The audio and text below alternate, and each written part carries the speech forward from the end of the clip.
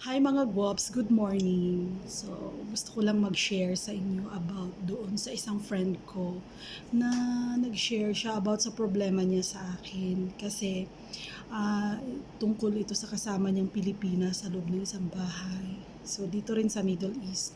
Nakakalungkot lang isipin no, na may mga tao talagang ganun, kapwa nating Pilipino.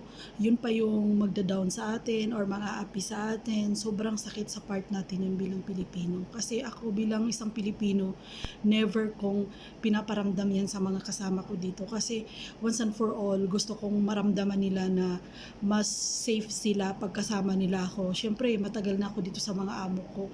Like for example, pag pinagdadamutan kami ng mga amo namin ng food, talagang ako yung nangunguna talaga, nagtatanong ako, sinasabi ko sa kanila na, sana yung pagkain namin, bakit ganito lang yung pagkain namin, so ganun. Pero doon sa part ng kaibigan ko na yun, na nandito rin siya sa Saudi, ang sakit lang isipin na ganun yung ikikwento niya sa akin, na pareho sila Pilipino sa loob ng bahay. Tapos parang nagti-take advantage siya kasi nga hindi sila pareho ng trabaho. Like ang isang kasama niya kusinira, siya yung nagluluto, or ang siya naman ay nag-ano siya yung naglilinis ng bahay. So dahil yun ay trabaho niya, ang paglilinis ng bahay, ang ginawa ng kasama niya, like magdudumi siya or kakain siya somewhere tapos iiwan niya yung mga kinainan niya. Tapos yung kasama niya, yun talaga yung maanuhan doon sa amo. Kasi like for example, nakita ng amo na may kalat dito tapos hindi niya naligpit, siya yung pagagalitan kasi siya yung tagaligpit.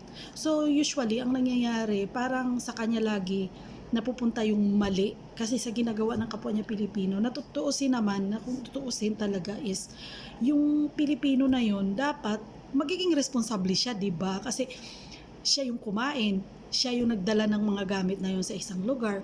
So dapat after niyang kumain, di ibabalik niya dapat, 'di ba? Pero hindi niya ginagawa yun kasi iniisip niya na mayroong nagdadampot or mayroong naglilinis.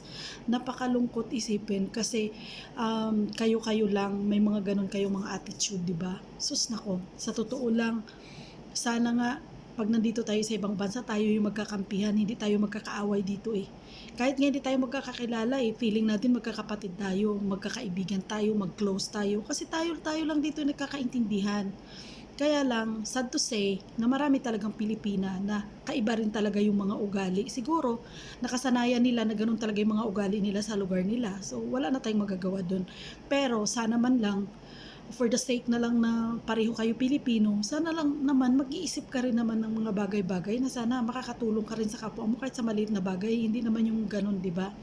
Kasi kami dito, ang dami naming mga Pilipino dito sa side ng amo kong lalaki, sa side ng amo kong babae. Puro halos mga Pilipino. Pero thank you Lord, kasi hindi kami umabot sa point na nag-aaway-away kami. Oo, mayroong mga time na parang pag nag-uusap-usap kami, medyo may mga sinasabi na hindi ka pabor. Pero kailangan mo maging totoo. Sasabihin mo sa kanya na ay, hindi dapat ganun yung gagawin mo. Kasi hindi naman ibig sabihin nun na ayaw mo na sa kanya. Ang sa akin lang, yung maging prangka ka or sasabihin mo yung totoo kasi yun yung makakabuti sa kanya. Hindi yun para sa ikakasama niya. Hindi yung gagawa ka ng bagay para ikakasama ng kasama mo. Kasi sa totoo lang, magkakakampi talaga tayo dito. Hindi tayo dapat aabot sa part na para tayong mortal na magkakaaway dito. Hindi tayo nagkukumpetensya dito. Una-una, pareho tayong mga katulong dito. Pangalawa, hindi ka naman pwede maging madam, 'di ba? Pareho tayong mga muchacha lang, pareho tayong mga katulong, mga kadama, syakala, or ano pa ba ang tawag dun sa atin dito sa Middle East na nagtatrabaho sa loob ng bahay. 'Di ba wala, pareho lang tayo. So, hindi ka naman pwedeng maging reyna kasi gustuhin mo man at saka sa hindi katulong ka pa rin. So, yung mga tao dito, wala naman silang pake kung ano ka, 'di ba? Ang alam lang nila nakatulong ka. So pareho lang tayo dito. Kaya sana man lang, huwag ka gumawa ng mga bagay na ikakasama ng kapwa mo Pilipina. Kasi yun lang naman talaga dapat yung nagtutulungan tayo sa isa't isa. Napakasakit isipin na may mga ganong klase ng tao, 'di ba? Sobrang masakit isipin yun. Yun yung ayaw na ayaw ko talaga sa totoo lang. Kaya ako, bahala na sabihin mo sa akin na prangka ako. Kasi sasabihin ko talaga yung totoo. At saka, inaapi mo yung tao dahil hindi ka kayang labanan. Siguro sa akin, hindi mo magagawa yan. Kung ako yung magiging kasama mo, hindi mo yan magagawa sa akin. Kasi alam ko yung karapatan ko, alam ko kung paano ko dipinsahan yung sarili ko, at alam ko kung ano yung mga responsibilidad ko. Kaya hindi pwedeng sabihin na kahit na mas malaki ka pa sa akin, lalabanan talaga kita. Pisikal man yan o bunganga, lalabanan talaga kita. Kasi walang sino man ang pwedeng mang-api sa akin. Yun lang talaga yung ano ko.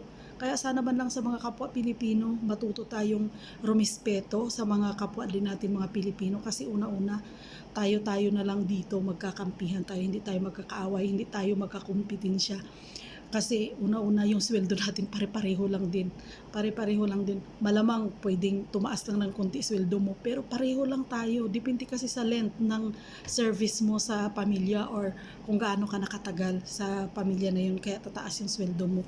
Hindi porket bago yung kasama mo, api-apihin mo. Nako, hindi pwede sa akin yan. So, yun lang yung mai-share ko.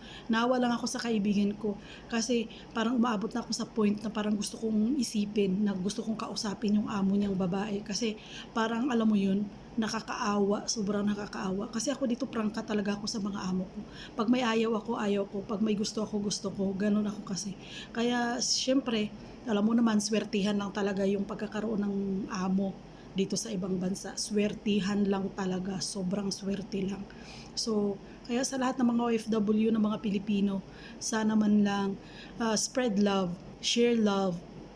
Yun kasi yung pinaka-importante. Magmahalan tayo, magkampihan tayo dito kasi yun talaga yung pinaka-importante. Kukuha tayo ng lakas, hugo tayo ng lakas sa kapwa natin Pilipino. At saka walang ibang kakampi kundi tayo lang. Kaya hindi natin kailangan na mang-api ng kapwa natin Pilipino. Okay? So sana maintindihan ng bawat isa na kanya-kanya lang tayo ng diskarte sa buhay, pero nandoon pa rin dapat yung pakikisama natin sa kapwa natin. Maraming salamat po. Magandang araw.